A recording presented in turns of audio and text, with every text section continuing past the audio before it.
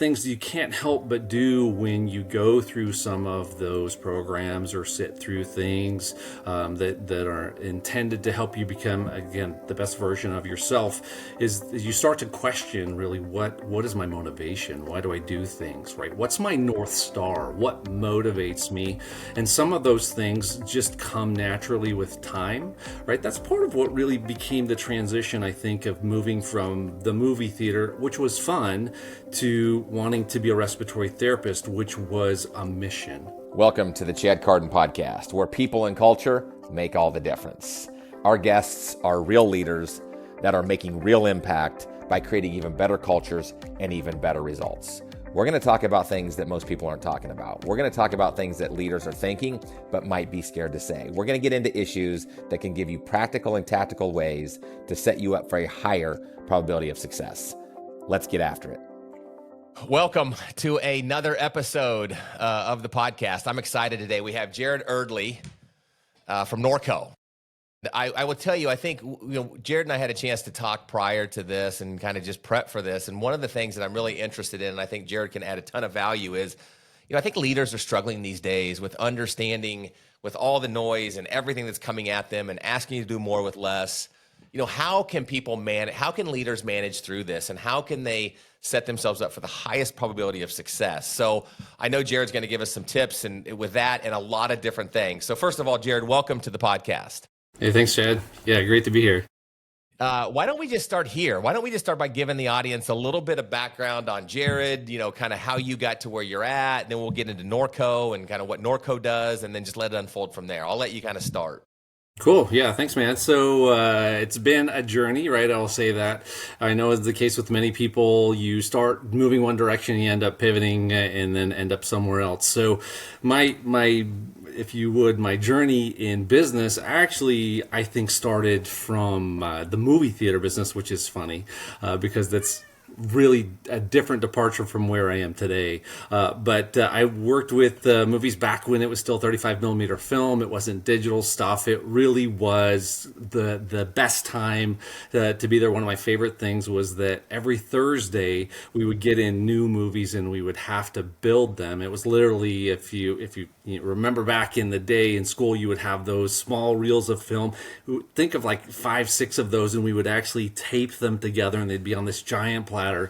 And of course, to make sure before you could show it to the public, you actually had to have someone watch the movie to make sure that it was built correctly. So it was tragic having to be paid to watch movies for a living, right, as part of that. So it was really cool, and it was a great time, and I loved it. But as happens in life, I had a situation with my family.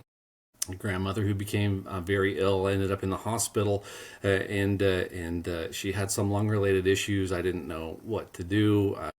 We would sit in the hospital with her, and ultimately ended up asking a lot of questions, realized I had a lot of passion for that particular situation, and I really wanted to help people. And this was a time in my life when I was really looking for, is this a pivot period for me?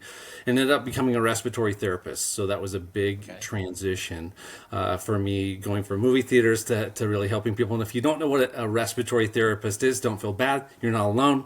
Kind of the best way that I like to describe it is, think of it's like a nurse, but it's a nurse that specializes in lungs. So that's really how that develops. And I've probably just offended all the nurses, and I've offended all the respiratory therapists by having such a basic description, but that's kind of the easiest way for someone who's not familiar to understand how it goes.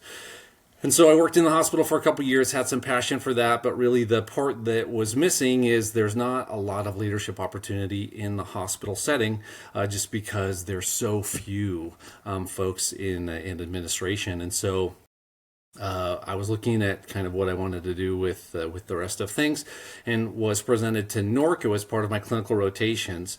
Now, Norco is we're going on 78 years at this point in time. Initially family-owned company, and they were looking for a respiratory therapist. And so what do? It's really a home setting. It's not a hospital setting. And so we focus on oxygen, ventilation, CPAP, those kinds of things from the medical side. And then there's also an industrial division at Norco that deals with welders and plasma cutters and safety materials. And you're like, wait a minute, that's crazy. Like, why is those two things part of the same company. Yeah. And the connecting point is compressed gases. Actually, those both of those areas use compressed gases, and it's just wildly different applications. And so Norco has a couple different air separation units where we literally take the air out of the sky and we separate it into its different component parts of oxygen, nitrogen, and argon. And so it's fascinating really how that goes, but then two very different components on that. And so worked as a respiratory therapist for Norco for a while, and during that had the opportunity to recognize some leadership opportunities to where now I am functioning as the vice president of central operations, and so oversee a lot of different components of the company and just having a blast with doing it. So that's kind of Norco in a nutshell. That's awesome. How long have you been with Norco? I've been with them for 11 years. Okay, 11 years. And when it comes to now you're VP, now you're running things, you have a lot of people underneath you, you're working with people. We talked about this a little bit, prior, but I think we're aligned here with the kind of the insane belief that if you can get the right people doing the right things, it helps drive results. Yes. Talk to us about your experience and your history with either was that embedded? Did you learn that along the way? And how are you kind of leveraging that today in your position? Yeah, that's a good question. One thing, I think you're born with certain things and things you develop along the way. And one thing that I think I was born with was just an innate love of people. Like, I like people. And I know some people don't. They're not people, but I just think, oh man, like, what are you doing? Like, how are you connected? Like, what happens? And so I enjoy interacting with other people. And I think that served me well in that sense. But I think one of the things that I didn't have initially in moving into that is knowing how do I take just that feeling and channel it in a way that's valuable, right? Because sometimes you can love people and not actually help them, right? Yeah. You can enable them to make bad choices because you're a listening ear of someone who really needs direction instead of just someone to be yes, that I understand how you feel, of course, and then that translates into I must agree with you because I'm listening to what you're saying. So part of it is I had to figure out how do I do that, right? So I had to come to my own determination of what are my own values, what are my own focuses, where do I want to have really implication and value, and what do I want to do in order to help people become the best version of themselves. Yeah, well, you mentioned that, and again, I'm just kind of double clicking. I don't want to put words in your mouth, but you mentioned one of the things that I think is vital too is as a leader, you have to kind of be in tune with yourself, right? And how are you going to show up, and how are you going to be at your best where you can help other people be at your best? And if you can only put on that mask for so long, right? If your life is in chaos and you don't have the organization, the structure, Right. it's eventually going to crumble. And so having that strong suit, did you learn some of this stuff and kind of find your way and your footing from mentors? Did you take some professional leadership development? Was it a combination of, like, what are you doing to continuously sharpen your saw? Yeah, that's a good question. I've always been passionate about training. And in fact, at Norco, one of the things that I was able to do is create a training and development team, which didn't exist at the time. And so really a big fan of constantly investing in yourself. So kind of an early adopter of Tony Robbins. I know a lot of people love his stuff, right? I'm back in the day when it was like call the number, get the tapes, right? That's like how long I've been aware of that, and that was impactful, right? And there have been lots of people who have had that. That's what I think's cool about what you do, right? You get to have a chance to really do that. And one of the things you can't help but do when you go through some of those programs or sit through things that are intended to help you become, again, the best version of yourself is you start to question really what is my motivation? Why do I do things, right? What's my North Star? What motivates me? And some of those things just come naturally with time, right? That's part of what really became the transition, I think, of moving from the movie theater, which was fun, to wanting to be a respiratory therapist, which was a mission, right, for me, which was identifying I want to help people, right? That gives me a different feeling inside than when I show up at work doing something else. And everyone has tough days, right? So, and I think that's a misnomer that sometimes we have, especially with younger generations, is you're told find your passion, right? Yeah. What does that mean? Right? And that's a lot of pressure for someone, right? To be like, I have very little life experience and magically I'm supposed to know what is the thing that really brings me joy, value, and then translate that into a role. And what's funny is I actually found the opposite to be the case. What I found is I became passionate about the things that I invested my time and energy in, right? It wasn't the other way around.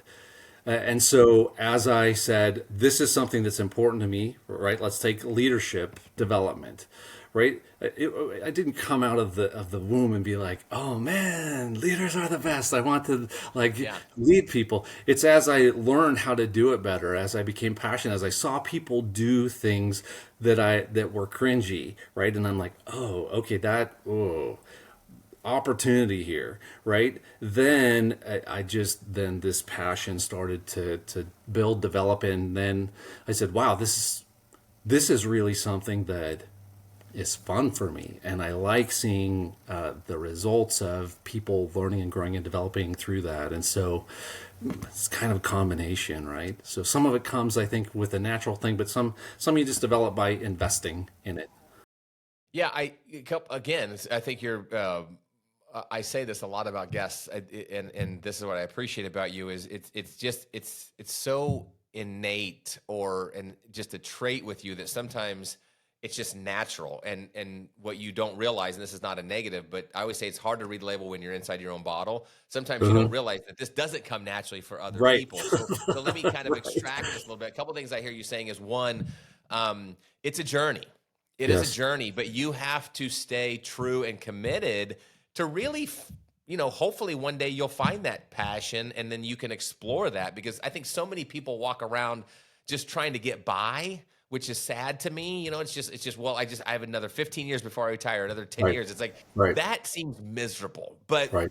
what you're saying is a couple things. One is, everybody has a passion. You might know it or you might discover it, but you have to be proactive and continue to work to find it that gives you meaning, that gives you mission, as you mentioned, that gives you where you're waking up seeing it as opportunity. I get to, not obligation. I have to. Not that watching movies was obligation, but it didn't necessarily create that spark. But you didn't know that until you kind Right. of found your next journey. That was Yeah. one. The second thing that you mentioned was, once you find it, continue to cultivate it, continue to learn and be a lifelong learner. I mean, we're never, there's not an end game to this, and I think that's another thing that's important, because I think, again, so many people think that they are in a box, they're handcuffed, and this Right. is all it's going to be. Right. Well, that could be the case if I don't go proactively, continue to search and continue to Yes. evolve and continue to expand. Yes. Is that fair to say, or did I read too much into that? No, I 100% agree with you. I think about when I was younger and initially thinking, what would I want to do for a career? How would I want to develop my life? And really, one of the primary drivers of the decisions of things that people would advise me to do, it really boiled down to how much does it pay, right? That was the primary driver of why you choose a position. Should you be a doctor? Should you be a lawyer? Those pay well, right? But maybe they're not like, well, what brings you fulfillment, right? It was all about the paycheck. And as you transition through, and maybe it happens with everyone over the course of life, but just that loses fulfillment. Don't get me wrong, I appreciate a quality paycheck, right? Yep. But if that is the only reason why I'm doing something, it does not take long for that to lose its shine and to feel heavy and drudgery and pushing forward. And that's unfortunately where I think we've come to, is we forget, right? We have the opportunity to choose. And what's again interesting to me, Chad, is that so often, no matter what it is, right? If you find that thing that you feel very passionate about, that you lean into, that you're like, I'm going to become good at this, the money has always come in my situation, right? Yeah. It might have taken a while, but if I lean in, if I say, I'm going to be good at it, I'm going to grow, I'm going to improve, I'm going to really apply myself, the other part falls into place. But if you Yeah. try to do it the opposite, again, it doesn't not work. It doesn't Yeah, work. that's valuable. I found that too, is that to me, and again, people can say, well, not, it's easy for you to say that, but I mean, money to me is a byproduct, right? If I add value, if I drive impact, the money takes care of itself. But I was once young too, like you, and thinking, chasing the money. It seemed like when I chased the money, it eluded me. When I found my Yes. passion and drove impact, the money Right. seemed to show up, right? And that's defined, success is defined differently for everybody, but I think that's a good lead indicator. However you define success, find the thing that fulfills you and drive that passion. Yes. Let Oh, me I let me agree. go, let me go back to something else that you mentioned, is because obviously I'm a big fan of continued professional development. That's the space that I'm in, right? Sure. Driving impact. But what would you, because I think a lot of people, the card's been overplayed. And what I mean by that is, oh, I got to go through this leadership development, or I got to do this, which I think it's like you're gonna get out of it what you put into it. That's what I think. Yes. Completely agree.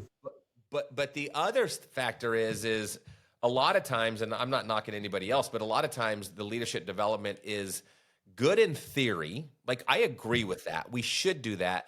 But how the hell am I supposed to implement it with everything going on and everything different? So, what would you coach a young leader trying to put more arrows in his or her quiver to try to be better as a leader? What would you coach them to do to move it from, my good buddy Adam Carroll says, ideas to I dids, or action steps? How do you take the Tony Robbins stuff and actually begin to put it into play? Give us some thoughts on that. Yeah, agreed. And I totally, yes, so many things. If you're trying to check the box, right? And I think that's kind of what it is. Like, what's my pathway? How do I learn it? Okay, I need to go to a seminar. I need to do a course. I need to do kind of those things. And if your focus is checkbox, get it done, knock it out, cross it off the list. Probably not going to have the same level of value as if you were saying, hey, what I want to do is I want to take one thing, right, out of this experience, and I'm going to apply it, right? Instead of just hearing about it, because I have notebooks worth of stuff that I've attended and I've written down, and I'm like, oh my gosh, this is so amazing. And then I look at myself 6 months down the road and I did nothing with it, right? And then I go back and I'm re-inspired, right? And that's kind of, I think, the risk with those kinds of things, is because the experience feels good, you felt like you've made progress. No, you poised yourself to be able to be ready to make progress, but you didn't actually do it. And so it's a matter of doing the application. Now, the other thing that I've had a history of doing is this massive roller coaster of, like, massive action, burnout, nothing, massive action, burnout, nothing. And so I think you can set yourself up for frustration as well, by trying to do too much too fast. And I know that is a hard lesson when you feel like, no, no, no, I can do it. Like, you don't know, it's me, I can do it, right? And so it's a matter of, like, pick, like, the book, The One Thing, right? Love that book because it's so focused on, like, pick what is the one thing that is going to have the biggest impact. Focus there, do that, right? And then after, if you've conquered that, if you're fantastic, if you're wonderful at that thing, great. Then pick one new thing, right? But don't try to, like, if you're trying to do 14 different things at once, that's not going to happen. And you see that applied in business all the time, right? You talk about that concept. And if you talk to a group of business leaders, right, and you said, hey, really, here's how we grow, here's how we develop, you pick one thing, right? You focus in on it. Everyone in the room will go, yeah, yeah, yeah, yeah, yeah, yeah, yeah. But then you go to any business, right? I would challenge this for any business. And you say, what's your number one priority? And they're saying, well, we're doing this, but then also this is super important and this is urgent and I have to get, guess what? You don't have a number one focus anymore, right? And if you're focusing on everything, guess what that tells us? You're focusing on nothing, right? Right. Because Yeah. you've just eliminated it. And so that's an area of business where I think, yeah, boy, if you can keep yourself from the overreach of going, okay, I'm going to do this, I'm going to do this, right? Pick one thing, conquer it, then go to the next thing. Hard. Understand it's hard. Yeah. Understand you're going to be in an environment where they say, no, that's not realistic. But it's crazy how much growth you can do if you will apply that than if you just kind of spin plates all over and then hope nothing falls. Yeah, the growth is in the minutia of the little things every day, building, getting really good, building the right habits, breaking the wrong habits. And as you mentioned, if everything's urgent and important, nothing's urgent and important, right? And so it's really about what can I focus on? How can I build the next kind of, I always say the next domino. Okay, I got that one. What's the next Yes. domino? Yeah. And then over time you look back and you're like, I've covered some ground here, but it is a commitment. And again, I said it before, but you mentioned it too. It's a journey, right? It's an Yes. evolving journey. So that's solid. That's really, really good. And again, that's the whole purpose of this, Jared, is just to give people some really solid, tangible nuggets. And I think Right. that's one. If you're struggling to know where to start, just pick one thing and Yeah. just stay really true and go all in on that thing and get really good at that. And then what's the next thing? And then again, over time, as your career continues to evolve, you'll have a lot of good arrows in your quiver. Yeah. One of the Let me things go.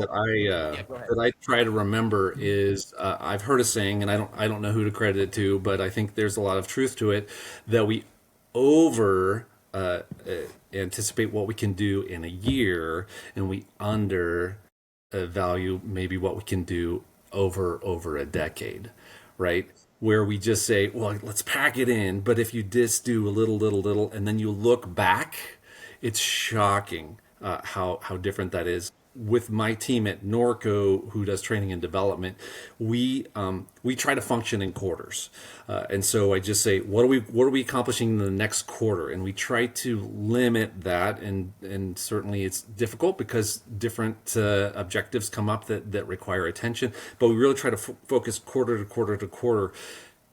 But then when we look back and we think, oh, we're not doing very much this quarter, right? This is like our focus and energy, but it feels like we're maybe not investing enough. But then you look back over time and it's shocking to me how much we've been able to accomplish. Yeah, that's such a good quote. I've used that quote before too. I mean, we overestimate and we try to pack it all in, and then people get burnt out. Like you said, it's that roller coaster, right? Up and down, up and down. Let me switch gears here just for a minute. So let me go back to something we mentioned earlier, which is the people. What are some, because sometimes I think, especially for mid-level managers, they're kind of stuck in the middle, right? They have to answer from above, they have to kind of manage the below, and Hmm. they don't control a lot, right? Right. They're just thrown. But I'm also a big focus on I believe that there are certain things that you can control, and you can control the controllables. So maybe you can't change the culture at the organization. Maybe you can't even change the culture at your department. But what about your team? How do you get your team? And so when it comes to people, what would be some of your tips or thoughts or ideas on how can a leader, maybe if he or she just focuses on their team, how do they get people working better together to really drive the results that they're asked to drive? What would be like a starting point or some things that you would say if a leader feels like they're maybe lost? Yeah, fair. One of the things which you may or may not have control on, especially if you're onboarding to a new team, is making sure that you're hiring right. I think having the right people on your team is so crucial, and I recognize sometimes you don't get to have the opportunity to make that decision, at least initially. Just Right. know that at some point in time you will. And when I think of like, okay, who do I want on my team? Darren Hardy has a fantastic example for me, which was really instrumental in making some decisions. He likens it to if you take a triangle, right? And the triangle, each side represents the perfect candidate for your position. And one of those represents they have the skills to accomplish the tasks associated with it. Another side of that triangle is the knowledge to be able to know how to do the job. And then that bottom one is going to be that they have the attitude to be successful, right? If you can find a candidate who has the skills, the knowledge, and the attitude, that's your perfect candidate, right? Unfortunately, we know those tend to be unicorns. And that's not usually the people who are applying for your position, and you have to decide. And so ultimately, you're going to have to make some decisions. And if you had to choose just one of those sides, would you rather have someone who has the skills to do the job, who has the knowledge of how to do the job, or has the attitude to do the job? Chad, which one do you think would be the most valuable? I would say attitude. 100%, Yeah. because it influences everything. You can teach someone how to do a job, you can give them knowledge on how to do it. What you will never do, and it took me a long time to realize this, you will never change someone's attitude. You can encourage them, you can help them, but you won't change who ultimately they are. And so it's important that if you have to make a decision, I always lean into what is that person's attitude? How do they approach change management? How are they around other people? What do they invest in with regards to their own development? Those are all attitude based situations, and if you find someone who has a quality attitude, you can develop an amazing team. And that's the benefit that I have today is I have awesome people on my team. Some of them were internal, some of them were external. And I know at some point in time when I was hiring some of these external people for roles that really were highly qualified and they didn't walk in the door with those skills, there was concerns from upper leadership, right? That I was making a terrible choice. But get me 1 year, 2 years down the road, they're like, oh, yeah, that was always the right person. And I'm like, oh, I'm glad that we agreed. Yeah. So finding hiring fantastic is good, and again, I recognize that you can't do it, and so if that's not in an area where you are, or you're always going to deal with that, I always try to remember you need to treat members on your team as individuals. Right, you need to understand what are their passions, what are their challenges, what is the thing that brings them in to work. How do you set them up for success? Are they in the right seat? Right, can you pivot to a direction? Are you having the people who are really good at certain tasks and passionate about that doing those tasks? And then I try really hard to not get in the way, right? Because sometimes you can actually mess up your team by being overly involved. We like to Yeah. call it, micromanagement, where you're just like, I just like to be involved. Okay, well, you can overdo that certainly, and then you kind of kill the flow. And so find great people, make sure that they're in the right role, invest in them, and then get out of the way. Yeah, I think all that's great. One of the things that resonated with me is that how you manage the whole as you manage the parts, right? And you have to make sure that each individual. It's almost like a puzzle. I say I have to manage each piece, but then I have to make sure all those pieces connect. And sometimes when I'm Yeah, trying to manage the whole puzzle, I'm missing a few pieces that just aren't gelling. And as a leader, I think those wounds for me anyway, I raised my hand, are self inflicted. So that was a good thing. The other thing you mentioned I want to double click on here is leaders, me included, we get in our own way. Sometimes we are the biggest headwind. And so what are some thoughts to even mentally, Jared, allowing a leader to let their team or their people thrive yeah. versus being maybe inadvertently, not unintentionally, but sometimes we are the biggest headwind or roadblock to progress and growth because I want to be in everything. Give us some Right. thoughts on that. Yeah, I'm gonna use my example of my training and development team again. It's a team of 6 individuals. They're all high caliber, amazing people. I've had the opportunity to hire each and every one of them into those roles, and since when I started in Norco, this team didn't exist. It really became my passion project, right? It was something that I felt strongly about. I knew that there would be positive implications to the company if we'd be able to do that. And so I was able to build it from brick one forward.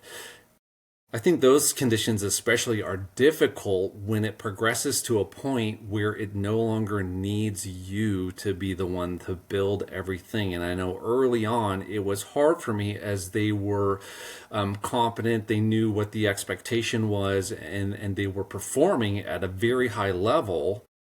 For me not to go, okay, but I need to see the final product before you can talk to anyone. Like it still required my buy-in Yeah. because in my head I still was the expert, right? And I'm proud to say, and it's still hard. There's still days it's hard when we have so many things going on. If I had to be the final approver of everything we did, all I would become is a barrier to progress because they would be waiting on me, right? I would be the one that would be stopping that. And so if you see something, right, like, and this would happen for my team now, right? If we launch something and I was like, oh, okay, that could have been better. Well, that's a training opportunity for the training Right. team, right? Okay, this did not meet the mark, right? We had an expectation. Here's where we came in. How do we change that different in the future, right? I don't pull back and I don't say, "Oh no, I was right. Look, everything has to come through me," right? That's gonna just backstep it. But then you reassess, you realign, you set an updated expectation, and you trust then that they get better and that they can improve at that point. I think trust is a vital factor. That's something that is, sometimes my trust limits are self-imposed. I need to trust my team more. I also think what you mentioned was, when we do get in the way, one, we're the bottleneck, but two, we also, again, maybe not meaning to, but we stifle their growth and their creativity.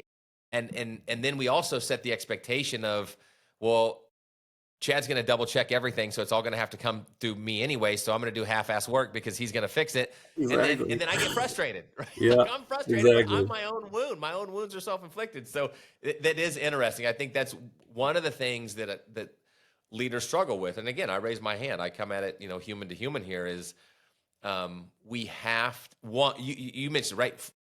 Get the right people on the bus. That's number one. If you have that luxury.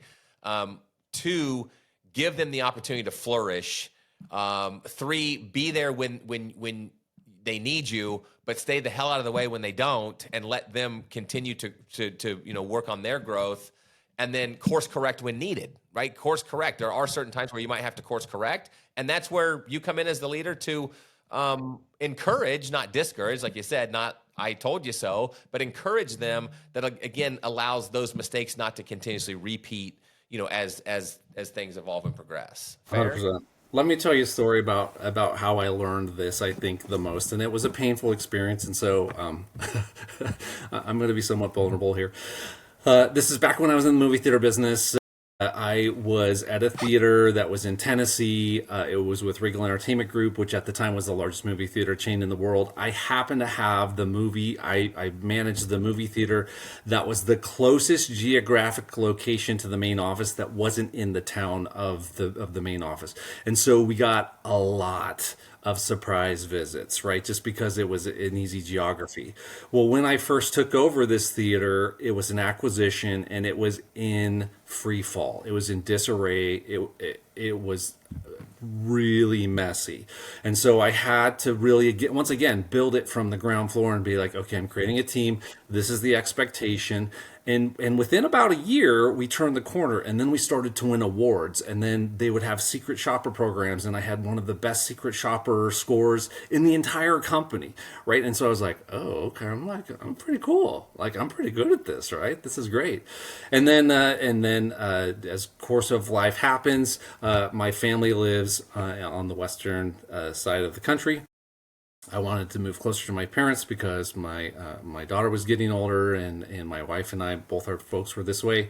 And so I applied for a transition to an established theater that was in Idaho, and I got it, right? Because I had a great track record. And I neglected to understand that I was not coming into a theater that was in the same kind of condition. Because in my brain, I was like, I know the best way how to do anything. Yeah. Look, I win awards. I have one of the best things in best secret shopper scores in the company. And so I came in, and for no good reason other than that I know better, I said, I don't like how we're doing this. Let's change, right? And the people and that leadership team was competent, right? They were highly capable of doing it, but they weren't doing it the way I wanted, and so somehow to me that was wrong, right? And so I started making change.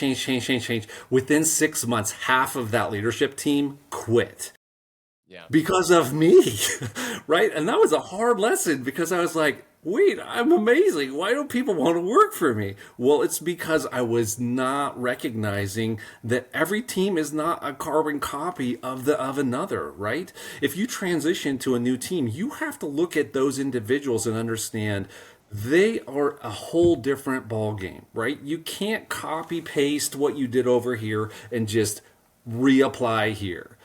Maybe in some cases you can, but you have a new team, you have new expectations, and you have a whole new set of things. And just because someone's doing something that's different than the way you would do it, that doesn't mean it's wrong.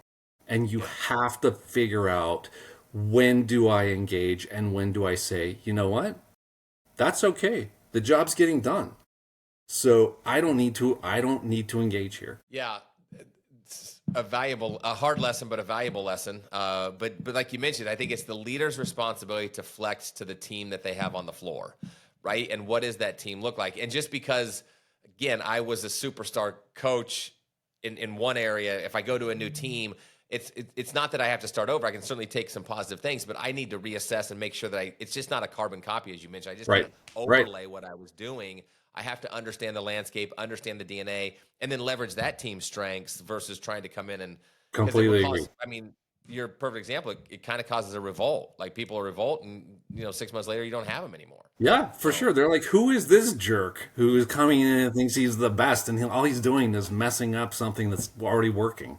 yeah. That was painful. I know we're coming down for a landing here, and there's just been so much great content, Jared. I really really appreciate it.